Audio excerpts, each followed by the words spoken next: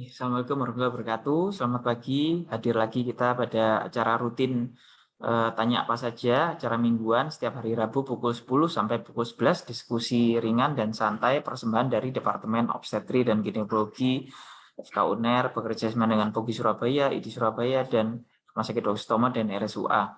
Hari ini adalah seri task yang 68 dengan tema yang insya Allah juga menarik, yaitu bagaimana kita menilai cadangan ovarium, dan akan diisi oleh narasumber dari Divisi Fertilitas Endokrin dan Reproduksi Departemen Obgyn FK UNER. Seperti biasa, sebelum kita mulai, kami persilakan kepada Dr. Roke Brahmana selaku Ketua Departemen Obgyn untuk memberikan sambutan. Monggo, Dok. Assalamualaikum warahmatullahi wabarakatuh. Yang saya hormati, Waalaikumsalam. Yang saya hormati Prof. Lila Dewata, Dr. Jimmy, Dr. Eli, Panitia, Dr. Seto, Dr. Pandu, Dr. Firda. Tidak terasa seminggu lewat karena ini acaranya memang tiap minggu. Topik pada hari ini sangat menarik ya. Untuk saya pribadi pun sangat menarik bagaimana menilai cadangan ovarium karena itu terkait dengan praktek kita sehari-hari. Operasi kistektomi, bagaimana kemudian pasca operasinya kita menilai cadangan ovarium dan lain-lain sebagainya. Tidak terasa sudah ke-68 hari ini, dan nanti mungkin Dr. Seto dan tim akan nge-share Google Form untuk penilaian untuk perbaikan acara tanya apa saja ke depan. Mohon kiranya yang belum sempat mengisi bisa mengisi form tersebut untuk bahan koreksi dan bahan perbaikan supaya acara ini lebih baik lagi ke depan. Kurang lebihnya saya mohon maaf, mudah-mudahan acara ini berlangsung lancar dan bermanfaat bagi kita semua. Terima kasih. Wassalamualaikum warahmatullahi wabarakatuh. Waalaikumsalam warahmatullahi wabarakatuh. Terima kasih pada Dr. Brahmana.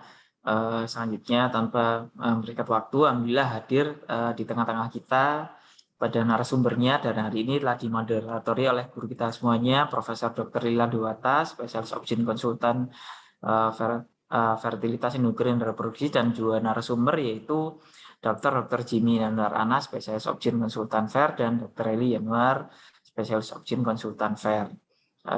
Seperti biasa, pada seluruh peserta kami persilakan bila ingin bertanya melalui kolom Q&A atau melalui fitur chat, atau akan jauh lebih baik lagi bila mana bisa bertanya secara langsung kalau mau berdiskusi langsung dengan narasumbernya, yaitu Dr. Jimmy dan Dr. Eli. Kepada Prof. Lila Dewata sebagai moderator kami persilakan. Monggo, Prof.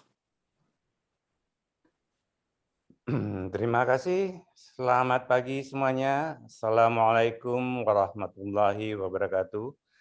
Terima kasih Dr. Seto, Dr. Arif Tanjung Seno, yang terhormat Ketua KSM Departemen Obstetri Ginekologi Rumah Sakit Dr. Sutomo FK UNER, Dr. Brahmana,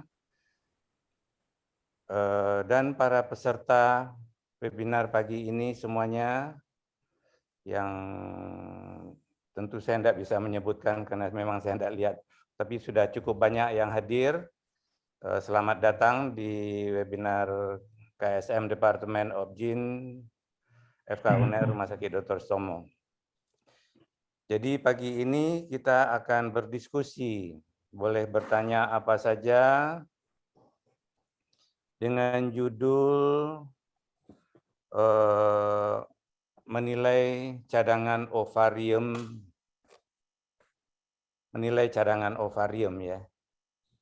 Walaupun secara harfiah kok rasanya saya kurang setuju menilai cadang ovarium. Karena ovarium itu ada dua ya. Kecuali dia angkat ya, dia tetap akan dua. Yang dinilai itu adalah fungsinya, fungsi ovarium. Seperti kita ketahui, fungsi ovarium itu ada dua yang penting, yaitu ovulasi, memproduksi ovum, dan steroidogenesis yang menghasilkan estrogen dan progesteron.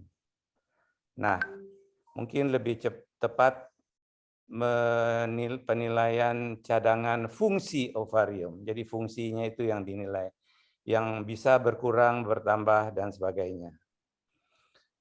Dan kami sudah menyiapkan tim ahli dari Divisi Fertilitas Endokrinologi Reproduksi Departemen KSM Obstetri Ginekologi FK UNER Rumah Sakit Dr. Sutomo, Dr. Reli Yanuari Primariawan, dan Dr. Jimmy Yanuar Anas, dua-duanya SPOG konsultan fair, dan dua-duanya sepertinya lahirnya bulan Januari ini karena namanya. Baik, kita tidak akan berpanjang lebar. Tadi sudah disampaikan oleh hostnya Dr. Seto. Siapa saja boleh bertanya yang hadir bisa melalui Q&A atau raise hand kalau langsung berbicara. Silakan. Atau kalau enggak ada di tempatnya, mungkin pakai chat juga boleh. Apa saja pun saya kira terbuka. Baik, atau mungkin Dr. Reli atau Dr. Jimmy ada yang mau disampaikan awal? Mungkin Dr. Eli dulu apa saya dulu? Monggo, Bro. Dr. Reli silakan. Kalau ada yang mau disampaikan awal untuk merangsang pertanyaan. Ya, baik. Terima kasih Prof. Lila. Jadi topik hari ini adalah kita bagaimana menilai cadangan oocyte, ovarian reserve pada seorang wanita. Kenapa sih ini perlu diperhatikan? Karena akhir-akhir ini banyak kasus endometriosis yang kita dari hari ke hari cukup prihatin. Karena yang sampai di hilir tempat kita adalah kasus-kasus endometriosis yang berat. Berat dalam artian tidak hanya secara patologis berat, tidak hanya berat dalam artian sering kambuh berulang, tetapi juga berat dalam hal fungsi reproduksinya. Bagaimana memperbaiki atau mengembalikan fungsi reproduksinya, terutama untuk kehamilan. Seringkali seperti disampaikan oleh Dr. Brahmana tadi, seringkali kita melakukan tindakan pembedahan kista, terutama kista endometriosis, terus apalagi kista endometriosisnya bilateral, kanan kiri gitu ya. Terus kita lakukan operasi, nggak cuma melakukan kistektomi, tapi kadang-kadang lebih ekstrim lagi, ovrektomi, apalagi ovrektomi bilateral, ya sudah, habislah sudah ovarium, oocyte-nya. Padahal pasiennya masih ingin keturunan. Oleh karena itu, penting bagi kita, kalau kita mendapatkan kasus-kasus dengan endometriosis atau endometrioma, maka kita perlu menilai cadangan ovariumnya atau cadangan sel telurnya masih seberapa banyak, ya. Karena endometriosis ini sangat unik sekali, ya. Penyakit yang kronis, progresif, artinya penyakit yang menahun, progresif menjadi tambah berat, ya. Destruksinya maupun keluhan pasien, destruksi artinya mendestruksi jaringan ovarium yang sehat, termasuk mendestruksi sel-sel telur yang sehat. Sehingga orang-orang dengan endometrioma atau kista endometriosis itu belum diapa-apakan, belum dilakukan tindakan pembedahan, belum dilakukan tindakan pengambilan kista endometriosisnya, itu cadangan telurnya sudah berkurang, ya. Nanti ada slide yang bisa saya tunjukkan, tapi belakangan aja. Sehingga penting bagi kita sebelum kita memutuskan mengambil tindakan, kita harus tahu bagaimana menilai cadangan sel telur seorang wanita dengan endometrioma atau kista endometriosis ini. Ya, penting. Nah, bagaimana apa saja yang dinilai untuk melihat cadangan sel telur? Mungkin Dr. Jimmy bisa menjelaskan kira-kira bagaimana apa saja yang parameter-parameter apa saja yang bisa dinilai untuk menilai cadangan sel telur itu. Demikian, Prof. Lila. Jawaban dari saya. Baik, terima kasih Dr. Reli. Dr. Jimmy, kalau ada yang mau disampaikan. Iya, betul sekali Prof. Lila, Dr. Reli atas kesempatannya. Jadi, mau izin, tadi saya membuat slide, mungkin ada 2 slide atau 3 slide itu. Mungkin tadi dari dari panitia apa bisa share, jadi saya share ke Bisa, panitia. Dok. Monggo, Dok. Ya, baik, bisa di slide show. Ya. Baik, mungkin sesuai dengan yang Prof. sampaikan tadi ya. Mungkin memang cadangan ovarium itu adalah salah satu parameter dari suatu ovarium. Jadi memang mungkin saya juga pribadi juga lebih setuju kalau kita mungkin bagaimana cara kita menilai fungsi dari ovarium, ya. Baik pada wanita dengan gangguan fertilitas atau mungkin endometriosis yang seperti apa sudah disampaikan. Jadi sebenarnya fungsi ovarium itu ternyata memang menurun dia bersama dengan usia, tapi juga bisa dipengaruhi oleh faktor lain, diantaranya iatrogenik, misalnya operasi histektomi berulang, kemudian adanya orang yang gemuk, atau mungkin adanya penyakit tertentu, misalnya endometriosis atau sindrom ovarium polikistik, bahkan dari genetik juga ternyata cadangan ovarium tiap wanita itu berbeda-beda. Ada yang umur 32 tahun, cadangannya masih banyak, ada yang 32 tahun sudah memasuki masa perimenopause, itu juga ada, walaupun ya memang jarang. Slide. Nah, baik, jadi secara umum kita breakdown menjadi 2, kuantitas dan kualitas. Nah, di mana kuantitas itu yang tadi yang mungkin sesuai dengan topik dari pembicaraan kali ini adalah cadangan ovarium atau kualitas atau yang kita sering kenal dengan ovarian reserve. Itu nanti dia urusannya dengan respon ovarium. Kemudian bagaimana kalau nanti orang ini akan kita lakukan stimulasi ovulasi, bagaimana berapa banyak folikel yang tumbuh, berapa banyak dari oosit yang didapat, yaitu jumlahnya. Kemudian yang kedua adalah dari kualitas. Kualitas itu urusannya nanti dengan bagaimana performa dari oosit yang kita dapat. Misalnya kita sudah susah-susah mencari oosit, ternyata oositnya dibuahi tidak bisa, atau mungkin bisa dibuahi tapi angka kehamilannya jelek, atau mungkin keguguran dan sebagainya. Next, berikutnya. Nah, sekarang lalu apa semua dengan orang-orang yang ingin hamil atau ingin punya anak harus diperiksa ovarian reserve. Ya, ternyata memang ada indikasinya. Yang pertama, kalau memang dia rencana untuk hamil atau suatu saat dia masih ingin mempertahankan fungsi reproduksinya. Kedua adalah kalau ada kelompok risiko tinggi, misalnya umurnya tua, atau mungkin pernah operasi dari ovarium, atau mungkin ada kista endometriosis yang bilateral, atau mungkin kista yang lain bilateral, atau mungkin orang yang akan mengikuti statik bayi tabung, atau mungkin TRP, atau mungkin kita akan merencanakan tindakan operasi, misalnya seperti yang disampaikan. Ada kista bilateral, kita mau operasi apa enggak, ini ternyata cadangan ovarium sudah jelek. Nah, itu akan memberikan informasi kita akan merubah strategi, ya mungkin jangan, kalau gitu jangan dioperasi, mungkin seperti itu. Nah, yang kedua adalah parameter dari pemeriksaan fungsi ovarium ini sebenarnya banyak. Ya.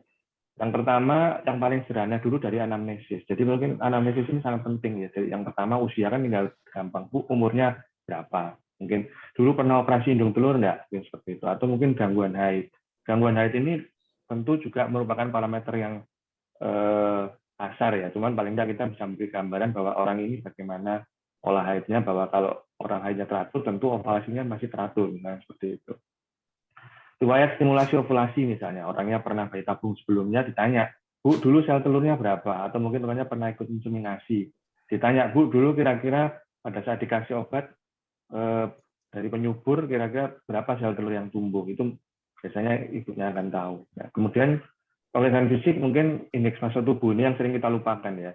Indeks massa tubuh ini punya peran yang penting terhadap respon dari ovarium. Sehingga misalnya orangnya sudah cadangan ovariumnya sudah jelek, orangnya gemuk, itu dosis yang diperlukan mungkin akan sangat besar. Nah, pemeriksaan yang diperlukan dari penunjang biasanya AMH, itu bisa kapan saja, atau mungkin pemeriksaan dengan menggunakan hormon basal, yaitu dari AFC, kita menggunakan USG, cukup sederhana, mungkin bisa digunakan untuk screening misalnya pada orang-orang yang akan, mungkin kalau AMH mahal, cukup periksa AFC aja misalnya seperti itu.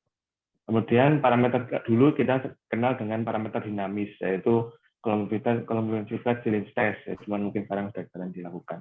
Berikutnya, ya. Nah, ini slide terakhir. Jadi mungkin ini saya ambil dari jurnal ya. Jadi memang ada beberapa, yang pertama tadi juga secara klinis ya, umur dan BMI itu juga ternyata dapat menggambarkan baik ovarian reserve maupun ovarian response. Bahkan kualitas dari oosit, terutama yang umur, itu sangat berkorelasi dengan kualitas oosit. Kemudian yang kedua adalah pemeriksaan biomarker dari FSH, LH, AMH itu ternyata memang dia korelasinya dengan ovarian reserve maupun ovarian response. Dia tidak berhubungan dengan ovarian kualitas oosit. Kemudian khusus pada androgen, mungkin kalau mungkin kita masih belum lazim memeriksa androgen ya, itu mungkin kita gunakan untuk melihat kualitas oosit pada pasien-pasien dengan sindroma ovarian polikistik. Tentu ada beberapa faktor lain, tadi yang genetik itu ternyata ada gangguan dari FMR1 dan sebagainya, itu menggambarkan bahwa ada gangguan suatu reseptor dari FSH di sel granulosa maupun juga cadangan ovarium yang menurun pada wanita tertentu walaupun misalnya usianya muda. Ya mungkin itu sebagai bahan diskusi kita yang bisa saya sampaikan, kurang lebihnya mohon maaf. Assalamualaikum warahmatullahi wabarakatuh. Waalaikumsalam. Baik semuanya, sudah mulai ada pertanyaan yang masuk. Saya mulai dengan pertama kali dengan Dr. Maike Irwan. Assalamualaikum dokter, selamat pagi. Mohon izin bertanya, apakah ada endometriosis pada ovarium? Matur nuwun. Silakan, mungkin Dr. Jimmy aja.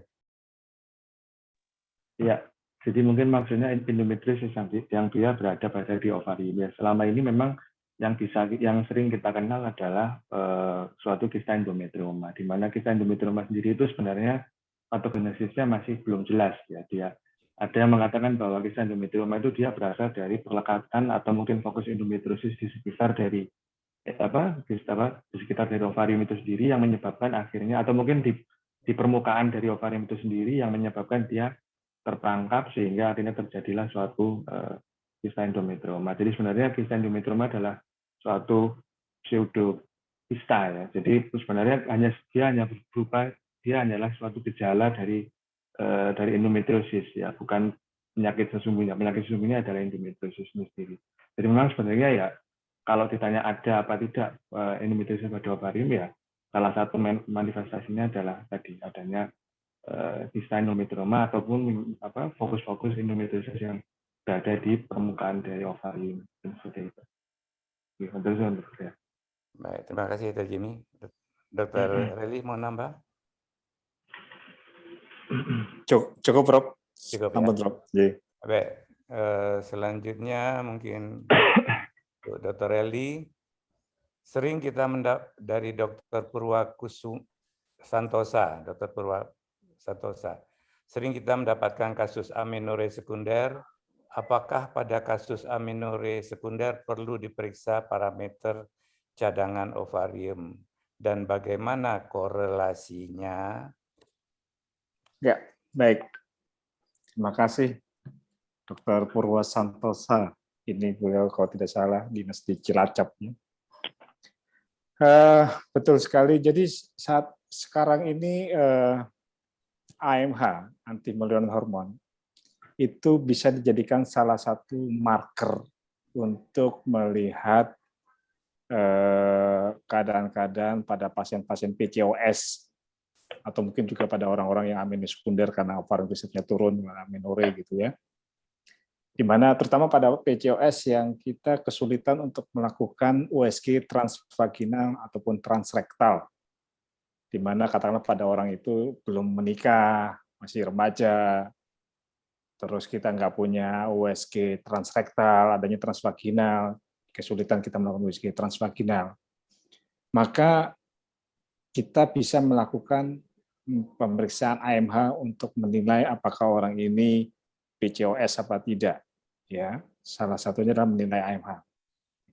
Jadi dikatakan beberapa jurnal kalau kita dapatkan AMH lebih dari 5 nanometer, 5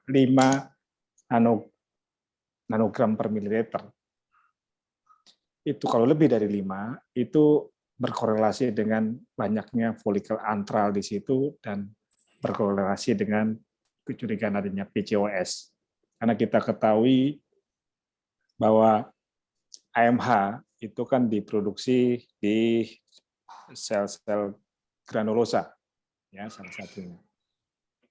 Nah, Jadi orang-orang PCOS itu di mana folikel antranya cukup banyak, sel-sel granulosida cukup banyak, maka dikorelasikan bahwa AMH wanita PCOS itu lebih tinggi daripada yang normal. Jadi AMH kita ada juga melakukan penelitian di tempat kita, AMH itu bisa menggantikan pemeriksaan USG transvaginal pada wanita-wanita yang kita kesulitan untuk melakukan USG transvaginal pada remaja, ya. Jadi kita sebagai faktor penggantinya USG transvaginal itulah dengan pemeriksaan AMH. Demikian juga kalau umpamanya kita dapatkan wanita dengan amenorrhea sekunder, ya. Amenorrhea sekunder sama juga, katakanlah kesulitan kita melakukan USG transvaginal.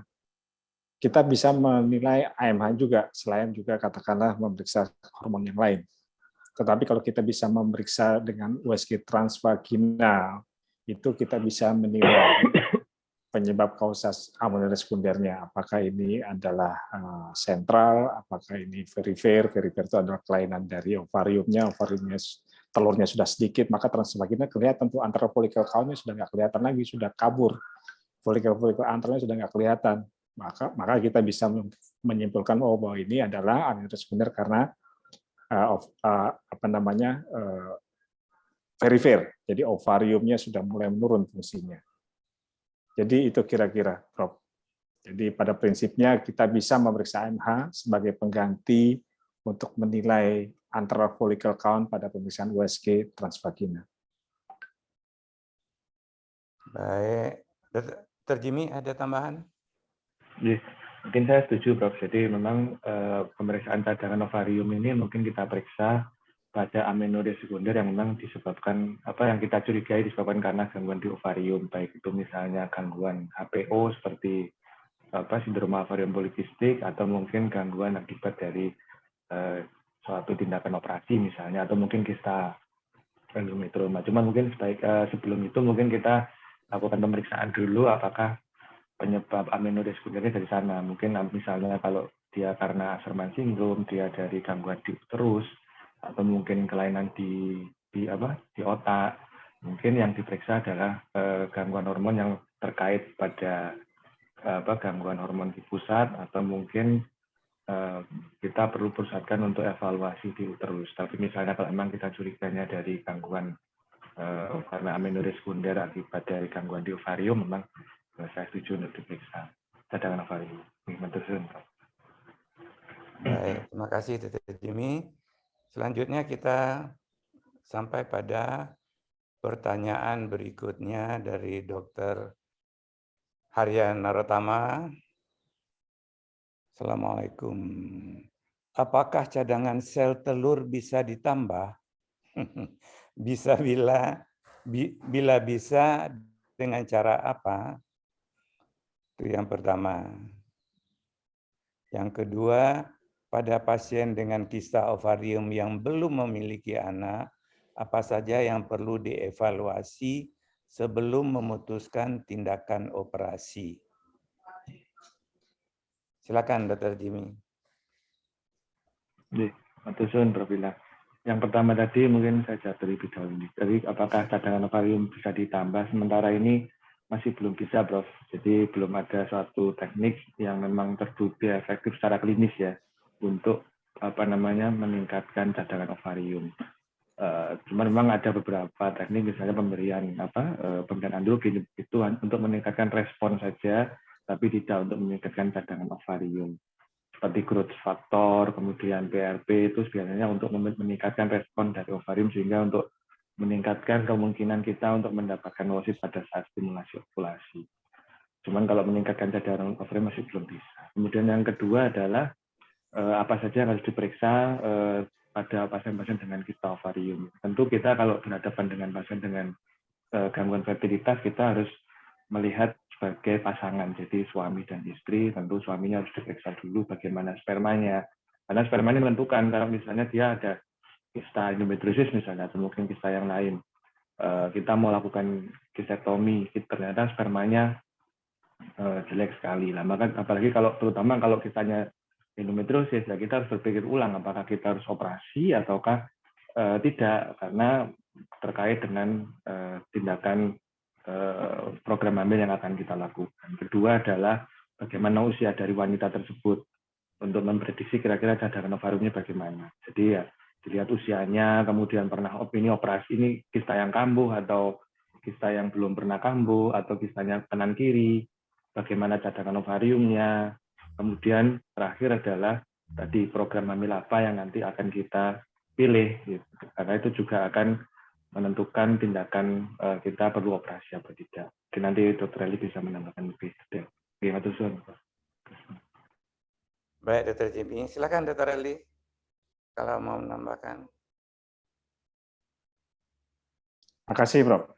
Jadi memang sampai saat ini setuju dengan sampaikan Dr. Jimmy, tidak ada obat-obatan ataupun teknologi kedokteran untuk bisa mengembalikan cadangan sel telur atau meningkatkan Barangkali AMH. transplantasi ovarium. Iya, kita rasanya pernah studi stem cell pada mencit ya, Dr. Jimmy ya. Rasanya ada yang meneliti itu. Cuman itu masih dalam taraf uji hewan ya, hewan. Belum Karena klinis, kita tahu klinis. kalau stem cell itu kalau kita rangsang di daerah gonad itu takutnya nggak cuma sel telurnya saja yang meningkat, sel-sel imatur yang lain yang kemungkinan risiko terjadi CA juga bisa menimbulkan karena jaringan ovarium kan itu pluripoten, multipoten gitu ya, dia bisa tumbuh menjadi berbagai macam sel yang nantinya yang ditakutkan adalah ada pertumbuhan sel yang tidak terkendali. Mungkin oositnya baik tapi mungkin pasiennya akan mendapatkan CA gitu ya, CA ovarium. Jadi maksud hati kita ingin memperbanyak ovarium sel telurnya, tapi di sisi lain sel-sel yang tidak terkendali juga ikut tumbuh gitu. Ya, ini kan juga harmful juga, maka sampai saat ini uji coba menggunakan stem cell untuk memperbanyak mengembalikan refund reserve belum ada yang menyatakan berhasil. Ya itu tadi kecuali yang disampaikan berdua transplantasi, tapi transplantasi pun juga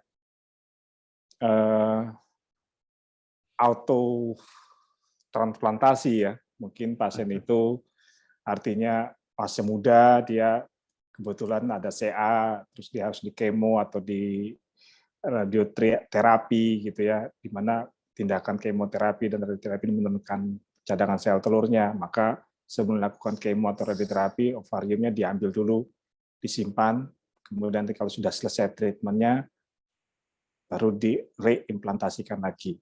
Tapi kalau yang xenotransplantasi sampai sekarang masih belum ada yang menyatakan hasilnya berhasil gitu ya. Atau kalau lebih gampang lagi, lebih pragmatis ya donor telur gitu ya. Jadi udah kalau beberapa pasien kalau sudah keadaan seperti ini ya nggak ada solusinya kecuali dia donor telur, tapi di Indonesia tidak diperbolehkan. Itu yang bisa saya sampaikan, Prof. Baik, terima kasih Dr. Eli. Kita lanjutkan ke pertanyaan berikutnya. Jadi itu selanjutnya dari Dr. Agus Winarto, cadangan ovarium sama dengan menopause. Rata-rata wanita Indonesia usia berapa untuk menopause dan tanda-tanda wanita masuk masa menopause. Silakan Dr. Eli. Ya, baik. Jadi sebenarnya untuk menopause sendiri ya memang berjalan ya seiring dengan berkurangnya sel telur, tapi tidak bisa dikatakan bahwa oh ini katakanlah 0, AM hanya 0,0 sekian orangnya sudah menopause, belum tentu. Kadang-kadang sering kita dapati AM-nya masih 0,1, 0,2 gitu. Orangnya masih haid tiap bulan teratur. Jadi definisi menopause sendiri berbeda dengan penurunan cadangan ovarium ya. Kalau kita lihat definisi menopause kan orang itu sudah tidak haid selama 1 tahun. Tetapi kalau sudah terjadi menopause memang betul-betul cadangan ovariumnya sudah betul-betul habis, nggak ada lagi. Tapi jangan dibalik, cadangan ovarium yang sedikit itu belum tentu orangnya sudah langsung menopause. Dia masih bisa haid. Kadang-kadang 1 tahun dia masih bisa haid, 2 tahun masih bisa haid. Jadi meskipun cadangan telurnya sudah turun. Jadi belum tentu cadangan ovarium yang rendah itu berarti sudah menopause. Tetapi orang sudah menopause pasti cadangan ovariumnya sudah habis. Karena cadangan ovarium akan habis duluan sebelum gejala-gejala menopause itu muncul. Kemudian rata-rata wanita Indonesia itu studi dari Prof. Suprapti Samil, itu saya masih ingat beliau melakukan studi epidemiologi yang sampai saat ini belum ada yang merevisi lagi ya. Tahun berapa itu, tahun 2000-an, 90-an, 2000 gitu. Itu dikatakan bahwa rata-rata orang wanita Indonesia menopause itu antara umur 49 sampai 51 tahun. Rata-rata 49 sampai 51 tahun di Indonesia. Dan tanda-tandanya orang sudah masuk menopause tentu tadi sudah saya bilang adalah haidnya. Per definisi kalau menopause itu kalau lebih dari 1 tahun tidak haid, dikatakan kemudian diikuti dengan pemeriksaan hormon FSH yang lebih dari 40 pikrogram per mililiter, ya, lebih dari 40 pikrogram per mililiter, maka dikatakan sudah menopause. Demikian, Prof. Baik, terima kasih Dr. Relly. Jadi seperti apa yang dikatakan Dr. Relly tadi, terkait dengan apa yang dikatakan Dr. Jimmy tadi, bahwa fungsi ovarium itu ya oleh oosit ya. Oosit itu ada kuantitas, ada kualitas. Jadi belum tentu kuantitas yang sama, kualitasnya bisa berbeda sehingga dampaknya bisa berbeda. Dr. Jimmy mau nambah apa yang disampaikan Dr. Relly? Iya, Prof. Betul. Menarik, Dr. Tadi kira-kira usia berapa orang Indonesia itu menopause? Memang kita mungkin perlu diperbarui ya studi epidemiologi untuk melihat kira-kira orang Indonesia ini umur berapa. Memang ya rata-rata sekitar 50-55. Bahkan mungkin memang ada yang sampai mendekati 60 ya, ada cuman ya jarang sekali. Faktornya apa? Memang salah satunya ya genetik ya. Dan yang kedua adalah memang seperti yang dikatakan Prof. tadi dan mungkin slide yang saya sampaikan tadi, kuantitas oosit itu memang berbeda-beda dari orang satu dengan orang yang lain. Ada yang misalnya umur 39 itu cadangan ada AMH-nya masih 3,5 ada. Tapi ada juga yang umur 32 ternyata AMH-nya tinggal 1,2. Itu ada. Jadi dan orangnya juga belum pernah melakukan operasi kista atau mungkin ada kista endometriosis atau mungkin kista-kista yang lain, itu memang tidak ditemukan. Nah, itu penyebabnya apa ya kita masih belum tahu. Jadi selama ini kita mendiagnosis menopause itu berdasarkan klinis, yaitu apabila kalau dari 1 tahun tidak terjadi haid, dan kemudian ditambah mungkin parameter biomarkernya adalah FSH biasanya yang kita periksa. Apabila FSH-nya sudah 2 kali normal, yaitu mungkin di atas normalnya kan sekitar 20 ya, mungkin kalau sampai 60 sampai 80 ke atas itu sudah confirm menopause. Sedangkan AMH sendiri memang masih kalau tadi sudah dikatakan oleh Dr. Eli, misalnya kalau AMH yang 0,06 ternyata orangnya masih haidnya teratur, masih bisa memang. Dan memang AMH ini sulit untuk memprediksi kapan terjadinya menopause pada individu tertentu. Dulu ada penelitian itu mengatakan bahwa kalau orang itu umurnya sudah di atas 40 dengan AMH sudah di bawah 1, itu 5 tahun kemudian ada resiko 80% terjadinya menopause. Tapi kalau pada orang-orang yang masih muda di bawah umur 40 misalnya masih 32, AMH-nya 1,2, belum tentu dia 10 tahun lagi menopause, belum tentu. Ya, sehingga memang sulit karena memang penurunan cadangan ovarium itu tidak gradual, tapi dia memang seperti eksponensial. Jadi pada di atas umur 35 memang dia semakin cepat penurunannya. Mungkin seperti itu. Gimana terus?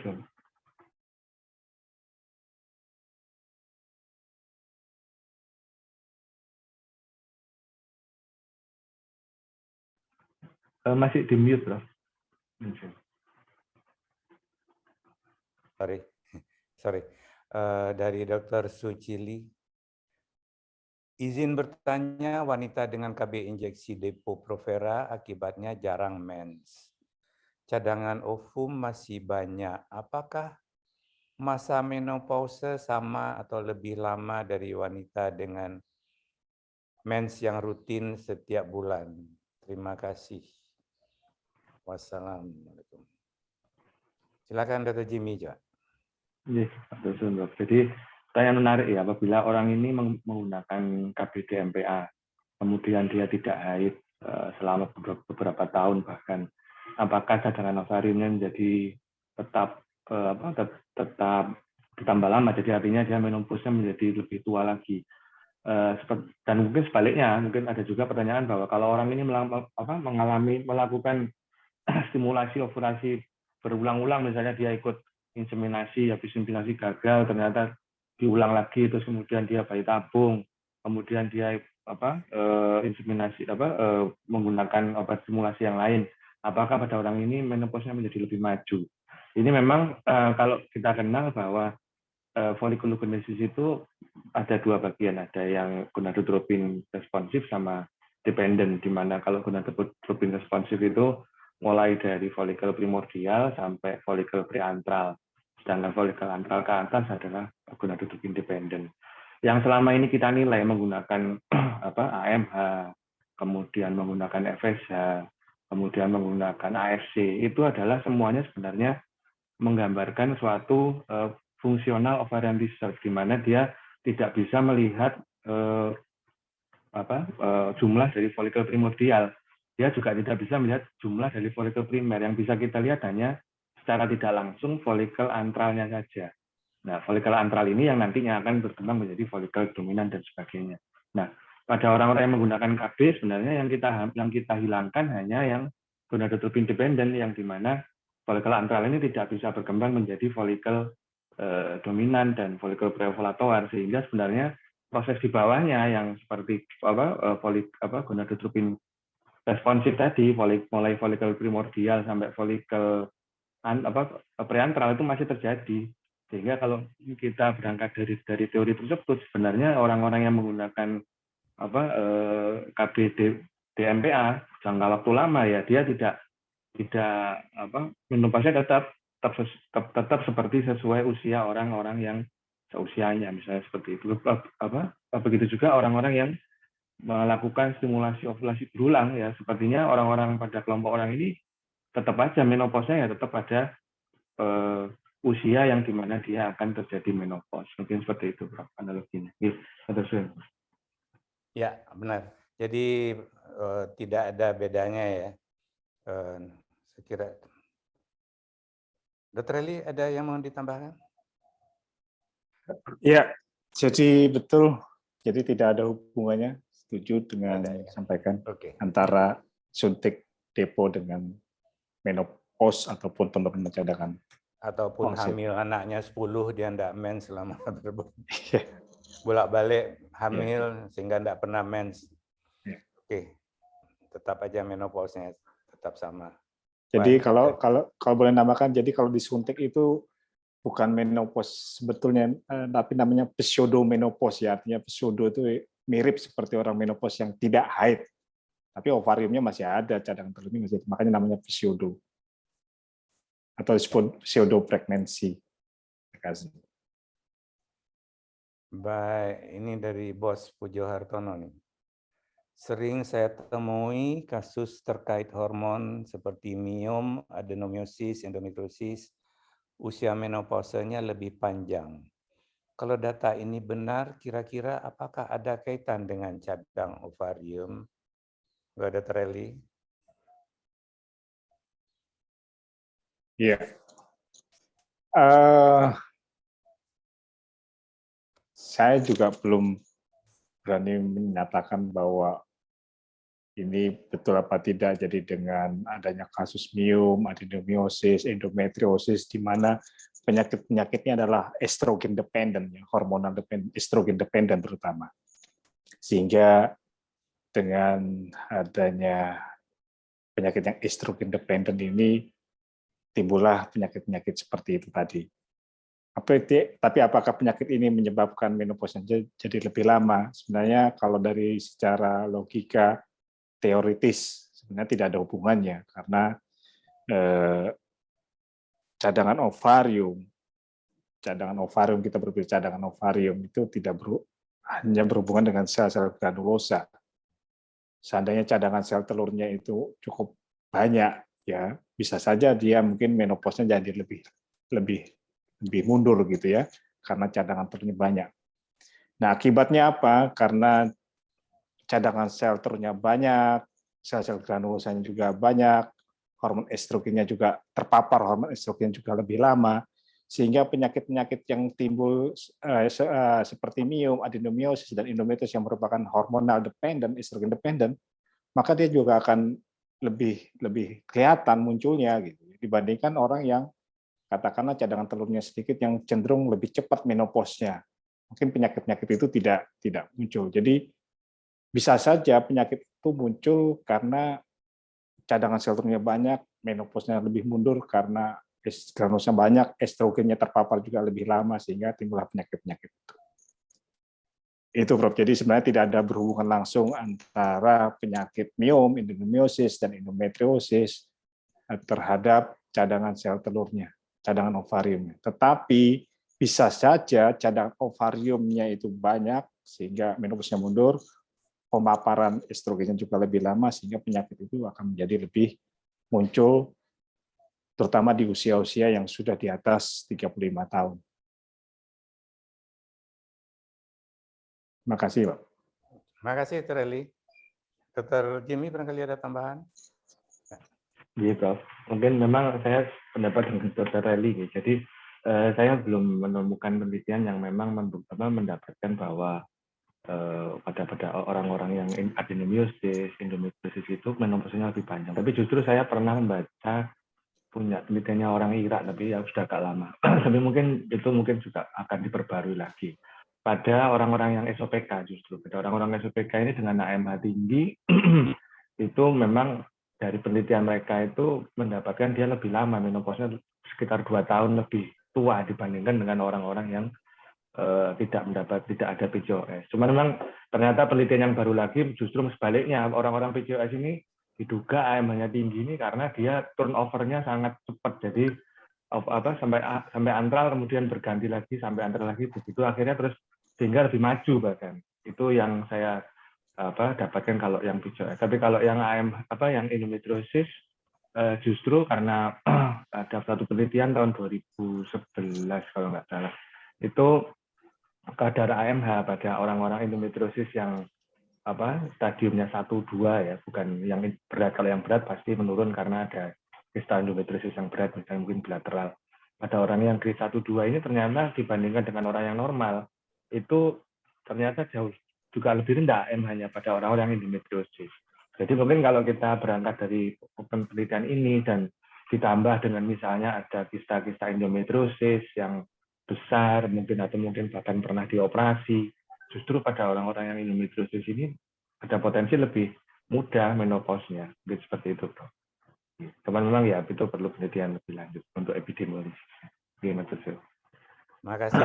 Saya jadi mikir, apa yang bisa menerangkan pertanyaan Dr. Pujo ini?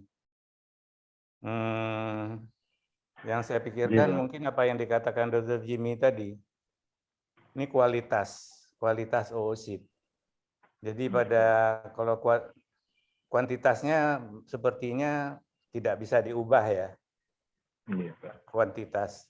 Tapi kalau kualitas mungkin oositnya itu lebih banyak mungkin, kebetulan lebih banyak. Lebih produksinya lebih tinggi, artinya menghasilkan estrogen yang lebih tinggi dan sebagainya. Sehingga walaupun dia tinggal sedikit, orang itu masih bisa mens barangkali. Tapi sedangkan pada orang yang kualitasnya lebih rendah, kalau sudah tinggal sedikit oositnya, ya dia sudah masuk menopause barangkali lah ya. Itu yang mungkin bisa yang muda-muda bisa mencari data yang benar. Tapi menarik untuk diteliti, Prof. Ya, karena kita juga belum punya data ini. Ya. Merangsang untuk penelitian nih, Dr. Pujo. Baik, selanjutnya saya teruskan pertanyaan Dr. Bramantio Aji Wicaksono. Saya ada pasien ini banyak nih di Fairboard, Dr. Jimmy. Wanita 25 tahun sudah menikah, belum 4 tahun belum punya anak. Pasien memiliki riwayat menstruasi yang sangat nyeri dan pada pemeriksaan ada kista endometriosis 7 cm. Pasien ingin memiliki anak dan mengurangi rasa nyerinya. Untuk step terbaik yang dapat dilakukan pada pasien ini bagaimana, dokter? Terima kasih. Silakan, Dr. Jimmy. Iya. Ini kasus yang mungkin sering kita dapatkan juga Prof, di Fairboard. Jadi mungkin kasus menarik. Jadi orang ini umurnya masih muda, kemudian 4 tahun menikah, dia belum punya anak dan ternyata ada kista endometriosis ya, jadi ya 7 cm. Lalu apakah perlu dioperasi apa enggak? Tentu kita kalau berhadapan dengan pasien pasangan gangguan fertilitas, tentu kita harus berpikir mundur sedikit, yaitu antara bagaimana suaminya, bagaimana dari istrinya. Mungkin dari suaminya perlu diperiksa sperma dulu bagaimana, kemudian cadangan ovariumnya ini pada pasien ini indikasi untuk diperiksa karena kita akan melakukan tindakan misalnya kalau kita melakukan operasi gistektomi. Terus yang kedua adalah bagaimana umurnya dan bagaimana dengan gambaran USG atau mungkin pemeriksaan klinis ya. Kita bisa memprediksi kira-kira ini hanya kista endometriosis 7 cm itu saja, atau di ovarium yang satunya mungkin juga ada kistanya kecil. Jadi mungkin lebih baik pada orang-orang seperti ini sebaiknya dilakukan pemeriksaan transvaginal untuk lebih jelas kita melihat bagaimana ovarium yang kontralateralnya. Seperti itu. Jangan sampai kita sudah kadung operasi, ternyata sebelah satunya juga ada. Jadi akhirnya kita akan lebih parah lagi. Nah, nanti kapan kita operasi?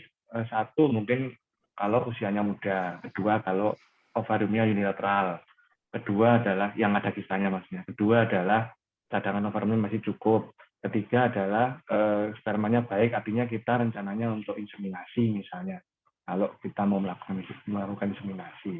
Tapi kalau ternyata cadangan ovariumnya sudah jelek, kemudian kita akan melakukan bayi tabung, mungkin kita harus berpikir ulang, perlu nggak kita melakukan operasi. Jadi mungkin salah satunya nyeri. Ya, nyeri itu juga salah satu indikasi untuk kita melakukan pendekatan operatif pada pasien-pasien dengan endometrioma. Mungkin seperti itu. Cuman ya kalau kita operasi, jangan hanya kita mengambil endometriomanya saja, ya tentu kita harus melakukan desi, kemudian kita mencari adanya endometriosis yang di sekitar dari endometrioma tersebut, sehingga nyerinya pun juga berkurang nanti misalnya kalau kita melakukan tindakan operatif. Ya mungkin itu, Prof. Terus. Saya potong lempar, ada yang telepon. Really ada yang menambahkan? Sering kita temukan kasus ini. Ya, jadi sering nih operasinya. Jadi begini, melakukan operasi pada kista endometriosis itu kita melihatnya tidak hanya Anda dengar saudara Treli? Halo. Jelas dok. Jelas. Yeah.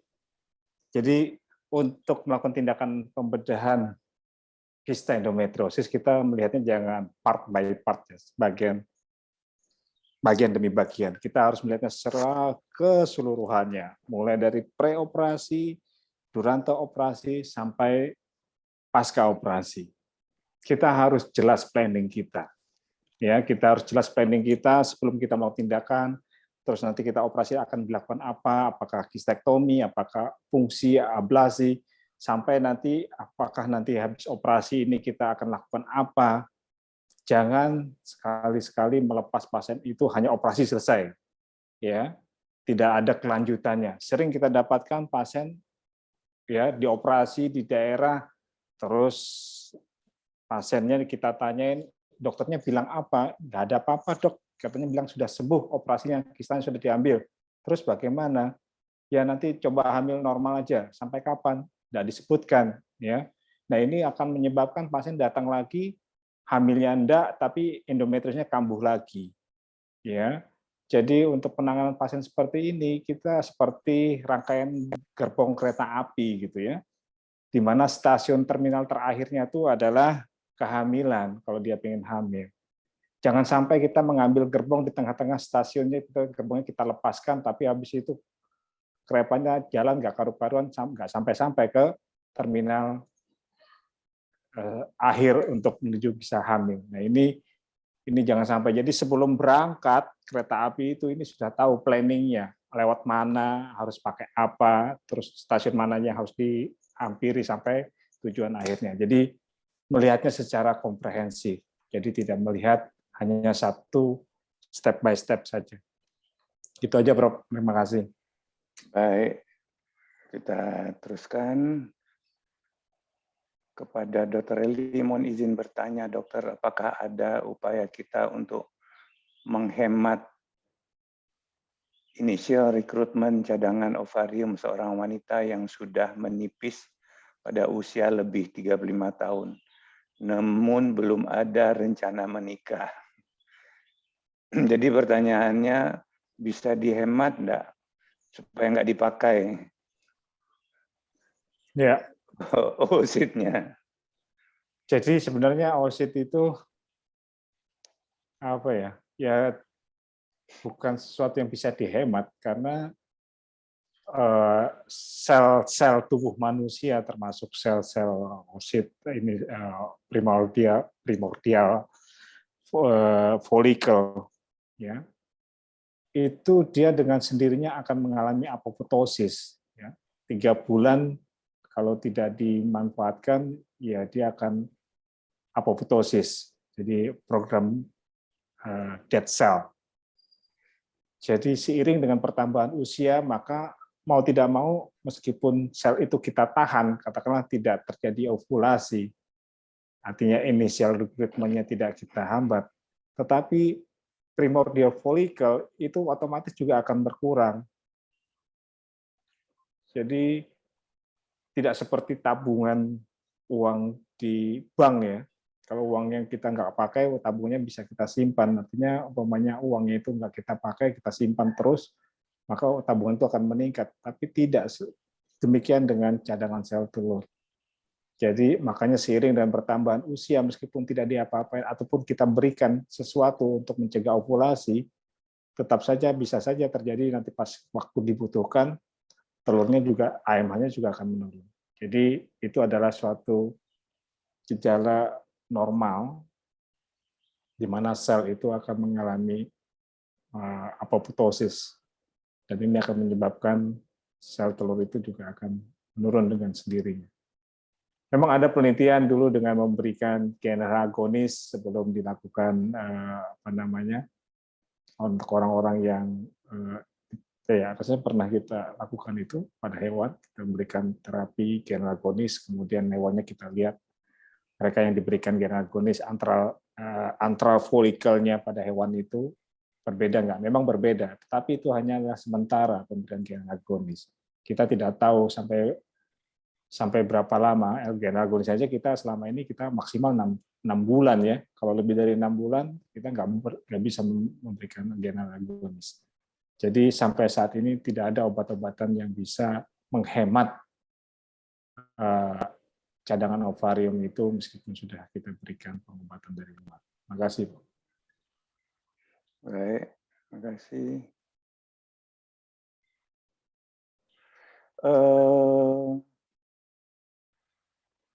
Waktunya tinggal sedikit ini, tolong pendek-pendek aja. Dr. Jimmy, Dr. Indi bertanya, Dr. Indi Ambang Suryadi. Nona 17 tahun dengan endometrioma bilateral, diameter 14 cm, penata laksananya. Bisa disarankan, apa yang bisa disarankan pada pasien tersebut? Operasi atau konservatif? Silakan, Dr. Jimmy. Iya. Oke, terima kasih Prof. Vila. Jadi pertanyaan yang sulit untuk dijawab ini. Jadi Nona umurnya berapa? 17 tahun, gitu, Prof? 17 tahun dengan kista bilateral 14 cm. Ya. Jadi mungkin satu yang pertama kita evaluasi apakah betul ini terkait dengan endometriosis. Karena biasanya umur di bawah 20 tahun atau endometriosis pada remaja itu sangat ya bisa terjadi, cuman sangat jarang, ya. Biasanya kita curiga pada pasien dengan endometriosis pada remaja itu, satu, kalau memang ada gangguan outflow, misalnya ada kelainan di uterus, atau mungkin yang kedua ada keluhan nyeri, dysmenorrhea, disertai dengan gejala-gejala klinis yang di yang lain yang menyertai dysmenorrhea. Kemudian bagaimana nanti kita periksa dengan parameter biomarkernya, misalnya CA125 ada peningkatan apa enggak, karena biasanya kalau kista endometriosis yang ukurannya 14 cm kanan kiri itu kemungkinannya akan meningkat, dan biasanya nggak sampai ratusan, jadi dia akan meningkat. Itu mungkin bisa untuk membantu kita membedakan apakah ini kista endometriosis atau bukan. Cara yang lain mungkin kita bisa melakukan pemeriksaan MRI misalnya untuk melihat bagaimana profil dari kista ini. Jadi prinsipnya adalah pastikan dulu ini kista endometriosis atau bukan, karena memang jarang terjadi endometrioma pada remaja.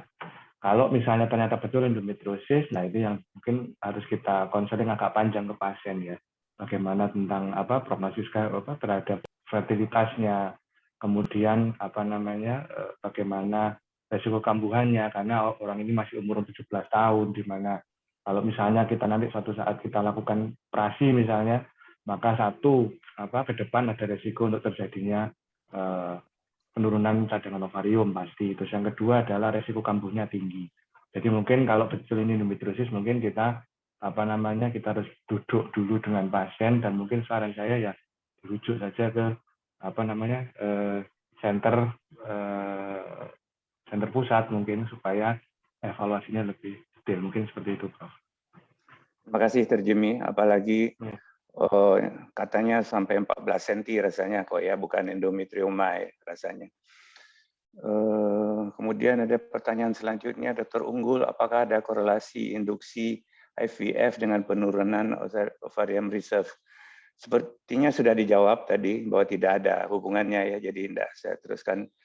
Karena yang diinduksi itu GnRH itu cuma FSH itu akan mempengaruhi folikel antral, bukan cadangan oosit yang masih sebelumnya. Kemudian pertanyaan untuk Dr. Relly dari Juvens Ricardo. Mohon penjelasan dokter, apa kita mendapatkan VOI kurang dari 50% pada saat simulasi, apa saja yang harus kita evaluasi dalam langkah perbaikan menolong pasien dengan kondisi tersebut, dokter. Silakan, Dr. Eli. Ya, sampai sekarang kalau kita menemukan pasien-pasien dengan poor responder, tidak ada satupun metode treatment yang memuaskan hasilnya. Ya, jadi kalau umpamanya kita stimulasi ternyata folikel yang berkembang kurang dari 50%, maka kita lihat kembali sebelum kita lakukan stimulasi cadangan sel telurnya bagaimana gitu ya. Masih banyak apa tidak. Bisa saja pada saat kalau kita evaluasi ternyata cadangan telurnya masih bagus nih sebelumnya, usianya masih muda. Tetapi pada saat siklus kita stimulasi ternyata telurnya yang berkembang tidak banyak gitu ya. Bisa saja initial rekrutmennya pada siklus itu sedikit. Biasanya kita tunggu siklus berikutnya pada folikel antral, kita lihat banyak apa tidak. Kalau banyak, itu kita stimulasi. Nanti kalau kita stimulasi, maka akan banyak juga folikel matut yang berkembang. Jadi harus dilihat dulu startnya folikel antralnya atau AMH-nya sebelumnya bagaimana.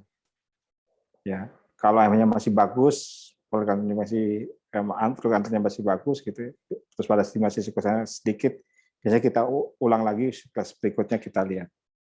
Patokannya dari start adalah dari folikel antral awalnya, inisial pertamanya itu. Kalau folikel antralnya inisial rekrutmennya banyak, ada satu siklus gitu, kita stimulasi juga akan banyak. Tetapi kalau awalnya sudah sedikit, nah ini yang susah, nggak bisa diapa-apain. Ya mau obat-obatan, DHEA, PRP gitu, hanya sekali lagi hanya memperbaiki respon melalui reseptor FSH yang ada di sel granulosanya. Itu, Prof. Terima kasih. Baik, Dr. Seto, ini sudah jam 11, bagaimana? Masih ada 8 atau 9 pertanyaan lagi yang belum terjawab. Oke, Prof. Memang sayangnya kita dari awal berusaha berkomitmen untuk diskusinya dalam waktu 1 jam, tapi insya Allah kita catat pertanyaannya, dan ya sekaligus catatan buat kita di divisi FAIR bahwasanya Jadi ini tema cadangan ovarium ini sangat-sangat menarik. Jadi mungkin nanti kita akan adakan lagi untuk seri yang kedua. Mungkin gitu, Prof. Sementara mungkin bisa dirangkum dahulu sebelum kita tutup. Matur nuwun. Baik, terima kasih Dr. Seto. Untuk Dr. Ririn yang pertanyaan selanjutnya, ini Tapros diberikan 1-3. Barangkali hari Minggu nanti jam 1 siang, Dr. Jimmy akan ada webinar juga, yaitu pemberian GnRH penanganan endometriosis ya. Silakan ikuti webinarnya dari IVERI tanggal 26 jam 1 siang, jam 13 ya, Dr. Jimmy. Nanti akan terjawab. Dan untuk yang lain minta maaf karena waktunya memang sudah habis, dicatat dan nanti pada pembicara akan menjawabnya. Jadi yang sebagai singkatan dari apa yang kita dapat hari ini, jadi yang cadangan ovarium itu sebetulnya lebih kepada cadangan oosit ya. Oosit itu kuantitas. Kuantitasnya itu tidak bisa yang penting di situ kuantitas itu tidak bisa diatur lah. Jadi tidak bisa ditambah, tidak bisa dikurangi, tapi kualitasnya barangkali itu yang barangkali bisa diperbaiki, sehingga bagaimana memperbaiki kualitas itu nanti barangkali ada sesi lain, saya tidak tahu. Tapi memang ada hal-hal yang menurunkan cadangan ovarium dengan kualitas yang baik. Yang lain-lainnya rujukannya ke sana. Jadi kuantitas itu memang tidak bisa, karena primordial follicle itu secara teratur sejak dari dalam rahim. Yang dalam rahim oosit itu ada 7 juta. Pada waktu lahir seorang perempuan itu tinggal 2 juta. Kemudian setelah dia masuki pubertas itu sekitar berapa 700.000 lupa saya. Kemudian akan berkurang sampai habisnya sekitar itu akan berkurang, akan seperti dikatakan Dr. Eli tadi akan apoptosis dan tidak bisa dihalangi itu apoptosisnya. Jadi itu inti dari cadangan oosit ya. Yang bisa itu adalah kualitas. Jadi selain kuantitas ada kualitas seperti diterangkan oleh Dr. Jimmy tadi. Barangkali itu yang bisa saya sampaikan sebagai pegangan, dan juga yang ada tadi pesan antara lain yang mengganggu itu adalah operasi. Jadi kalau operasi itu kita mendapatkan pengalaman kami juga di Sutomo, ovariumnya pada reopen itu sudah nekrosis. Mengapa? Karena ligamentum infusobulovelvicumnya itu diikat. Jadi arteria ovarikanya itu mati, jadi ovariumnya ikut mati. Kemudian operasi endometriosis itu kalau bisa Dr. Eli itu paling jangan sampai 2 kali, cukup sekali. Jadi dihindari operasi 2 kali itu. Dan jangan banyak merusak arteria atau pembuluh darah yang merawat ovarium. Apalagi memakai elektrokauter yang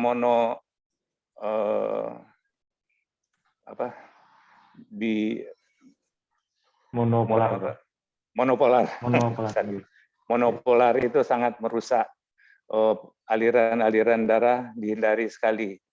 Jangan mudah melakukan operasi yang mengganggu ovarium, karena mudah sekali akan mematikan oosit yang ada di sana. Barangkali itu Dr. Seto, saya kembalikan. Terima kasih Prof. Alhamdulillah hari ini tampaknya acaranya sangat menarik, temanya sangat menarik. Jadi hampir 200 peserta dengan rekor pertanyaan ini sekitar 17 pertanyaan lebih, belum tadi yang di kolom chat. Jadi sebagai catatan untuk kita dari divisi FAIR, bahwasanya mungkin nilai cadangan ovarium ini tema yang baik. Insya Allah kita akan diskusikan lagi di forum yang lain, bisa di Safari Fair yang hari Minggu besok salah satunya juga. Jadi dari Persekutuan Divisi FAIR juga rutin atau nanti kita akan adakan lagi seminar fair secara offline ya. Semoga sudah lama kita tidak mengadakan. Jadi semoga kita bisa mengadakan dari divisi fair Fakultas Kedokteran Universitas Airlangga. Sekali lagi terima kasih kepada seluruh narasumber, kepada guru kami, Prof. Dr. Lila Dewata, kepada dua narasumber, Dr. Jimmy dan Dr. Eli Yanwari Primariawan atas kehadirannya dan jawaban-jawaban atas pertanyaannya, dan seluruh peserta. Kita ketemu lagi pada acara Tanya Apa Saja hari Rabu, setiap jam 10 hari Rabu minggu depan. Sekali lagi kami ucapkan terima kasih. Kami tutup. Wassalamualaikum warahmatullahi wabarakatuh. Terima kasih. Waalaikumsalam warahmatullahi wabarakatuh. Sama-sama, terima kasih semua, Prof. Lila, Pak Jimmy. Pada seluruh peserta bisa diisi, ada link Google Form yang ada di kolom chat untuk perbaikan acara Tanya Apa Saja berikutnya. Terima kasih.